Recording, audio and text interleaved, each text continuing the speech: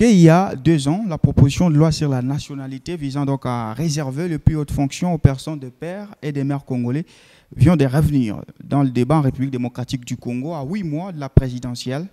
Quelle analyse faire de la loi dite loi Tchani du nom de son auteur? La congolité vise-t-elle une personne ou un groupe en particulier? Et que reproche-t-on à cette proposition? Entre-temps, le président Félix Tshisekedi a lancé la 2e saison du gouvernement Sama Lukonde avec les retours aux affaires des figures d'éproux comme Jean-Pierre Bemba à la défense, Kamera à l'économie, Mboussa Nyamwisi à l'intégration régionale. Comment comprendre ces réajustements? Les profils des uns et des autres vous rassurent-ils? Autant de questions, mesdames et messieurs, on va poser à Patrick Kabulo Kisoke, qui est donc secrétaire administratif du groupement Shindaika, trésorier adjoint de la coordination de la jeunesse d'Ensemble pour la République dans la province du Haut-Katanga. On parle de la congolité. Du côté de Moïse Katumbi, comment vous accueillez cette proposition de loi? La loi Tchani, ouais.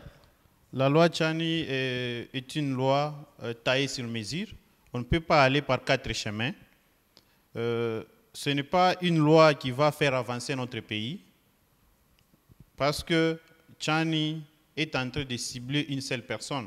C'est Moïse Katumbi Tchap. Noir sur blanc, c'est Moïse Katumbi Tchap. En tant qu'un grand leader. S'il vous plaît, sur base de quoi vous dites ça? Puisque lui, il propose, ce sont des textes, il dit, je voudrais que prochainement, celui qui doit être président doit par exemple remplir un certain nombre de critères. Comment vous ciblez directement que non, c'est Moïse qui est visé? Tchani a existé il y a très longtemps. Il est le candidat malheureux. En 2018. En 2018. Pourquoi il n'a pas pu proposer cette loi en 2018? Attendre seulement les jours où Moïse sera candidat président de la République démocratique du Congo, c'est maintenant qu'il faut faire des propositions pareilles. En dehors du cible appelé Moïse Katumbi Tchapwe, en faisant les analyses, j'espère que M. Noël Tchani, s'il évoluait dans un pays respectueux, il devait être arrêté. Par rapport à quoi? Parce que le monde aujourd'hui est en train de lutter contre le racisme. Si on dit qu'il faut être Congolais d'origine, père, mère. Donc, Congolais des pères et des mères. Congolais des pères et mères, je vois que nous écartons d'autres Congolais qui se sont sacrifiés pour le Congo. Nous sacrifions aujourd'hui, les métis seront sacrifiés. Pas seulement les métis, nous prenons nos frères congolais qui résident aux frontières. Je prends l'exemple de nos frères congolais qui résident du côté Zambia, Sakanya, Kasumbalesa. Okay. Ils ont des pères zambiens, des mamans congolaises. Nous prenons ceux qui sont du côté Sando avec l'Angola et ceux qui sont à Kinshasa avec le Congo-Brazza. Ouais. Ils ont des pères brazzavillois, maman congolaise, père angolais, maman congolaise. Nous allons les mettre où? J'espère que cette loi n'a pas raison d'être parce que selon la constitution de la RDC, à son article 10, tout a été déjà bien planifié à Sun City. Alors, si Moïse n'existait pas, ce n'est pas la fiction, mais s'il n'existait pas, s'il n'était pas dans cette configuration, est-ce qu'aujourd'hui Patrick Kabulo serait contre la proposition de la loi Tchani? Je serais très contre parce que nous sommes tous Congolais et je n'aimerais jamais, aucun jour, de voir nos frères métis être écartés du course parce qu'il y a ceux-là qui sont nés au Congo. Toute personne naissant libre dans la terre congolaise, il est congolais et il se réjouit de tout. Est-ce qu'il partage le même amour que toi et moi? Il partage le même amour que celui qui est né de père et de mère? Parce que c'est aussi l'argumentaire de Noël Tchani, il vous dit l'amour est différent. Puisque quand tu partages ton amour à des nations, par exemple, tu serais, je dis un exemple, tu serais namibien puis congolais, mais quelqu'un qui est 100% congolais, est-ce que l'amour n'est pas différent en termes de patriotisme? En termes de patriotisme, je vais vous donner un exemple typique pour ne pas aller par 4 chemins. Le Congo aujourd'hui est à genoux et celui qui a la tête de notre pays, il est des pères et des mères congolais. Pourquoi pas ne pas améliorer le social des Congolais? Pourquoi aujourd'hui il y a la guerre à l'est de la RDC? Mais la guerre est là il y a 20 ans. Félix Tshisekedi, ça fait 4 ans qu'il est au pouvoir. Donc il a trouvé aussi certaines situations. Je ne suis pas son porte-parole, bien sûr. Ça a commencé il y a 20 ans. Kabila est parti. Il a laissé quand même quelques groupes armés. Tout à fait. Et aujourd'hui, nous sommes au-delà des 30 quelques groupes armés.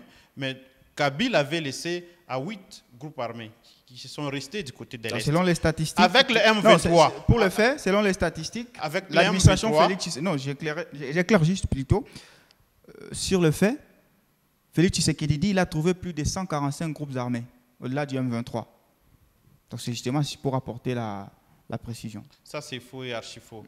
Les M23, c'est un groupe de terroristes monté par Félix Tshisekedi pour chercher les éléments.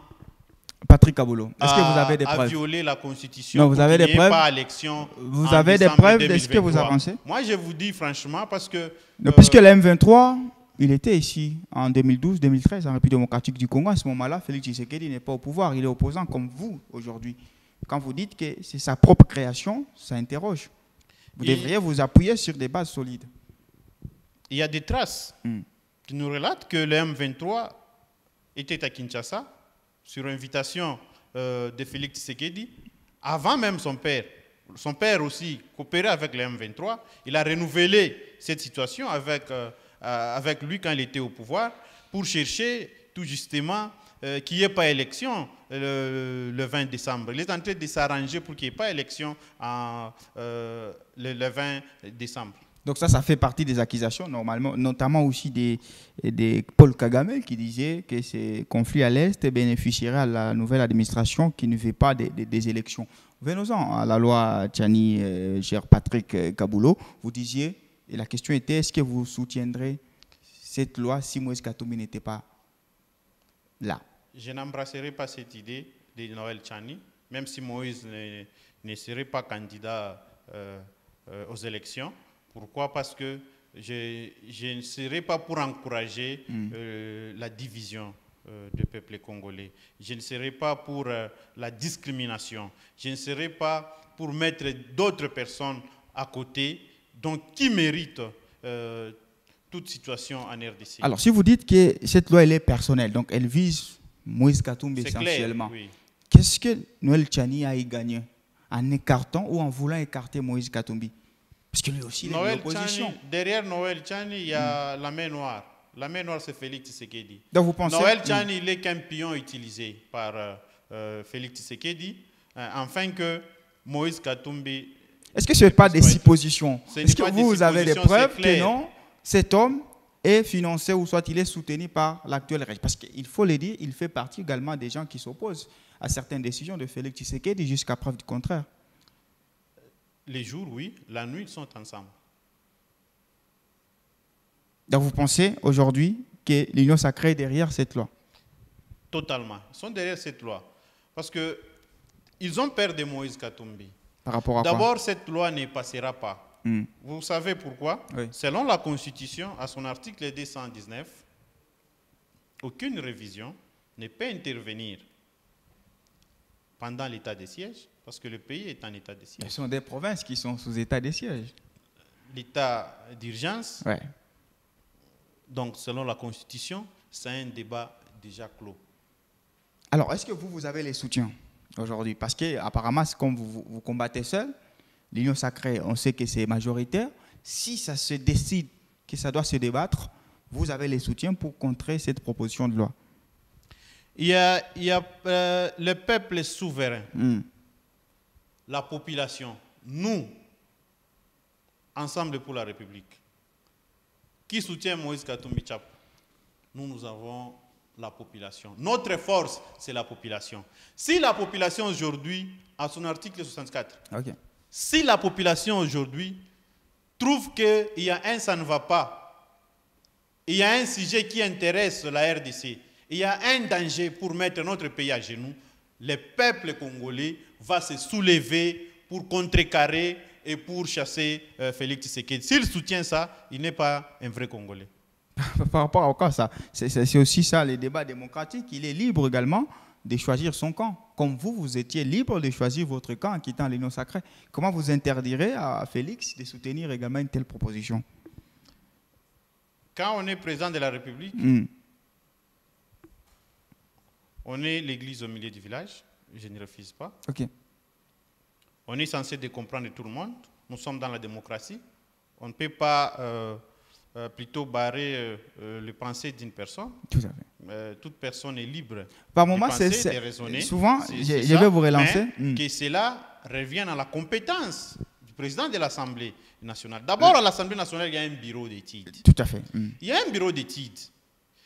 Si votre loi n'apporte rien à la République, que votre loi peut mettre le pays à genoux, on les casse. Il y a plusieurs lois qui sont cassées à l'Assemblée nationale, au bureau d'études. Mais si on fait passer cette loi de Noël Tchani, on vient même de l'aligner ça à la session de mars, moi je trouve qu'il y a une complicité extrême au niveau de l'Assemblée et à la présidence de la République. Donc vous ne voulez même pas que la loi soit débattue, c'est ça en fait?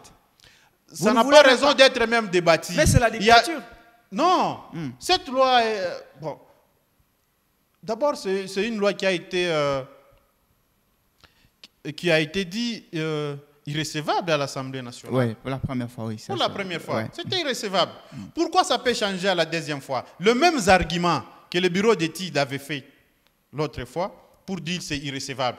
Pourquoi ils peuvent encore changer aujourd'hui, à quelques mois des élections, premièrement, pour dire que non, c'est recevable et on doit aligner ça et qu'on débatte ça. Ça, c'est pour mettre le pays à genoux. C'est pour diviser les peuples congolais. C'est pour briser la démocratie auquel nous sommes en train d'emboîter petit à petit les pas pour y arriver au sommet de la démocratie. On n'a pas encore arrivé, mais on fait encore dégringoler les pays dans cet état-là en voulant aligner cette loi Noël Tchani. Ça n'a pas la raison d'être. Je vois que ce sont des armes d'intimidation qu'on veut prouver à Moïse Katumbi, qu'on veut affaiblir Moïse Katumbi, en oubliant que derrière Moïse Katumbi, il y a tout un peuple congolais. C'est le seul candidat auquel repose l'espoir des peuples congolais pour sauver ce pays qui est encore à genoux.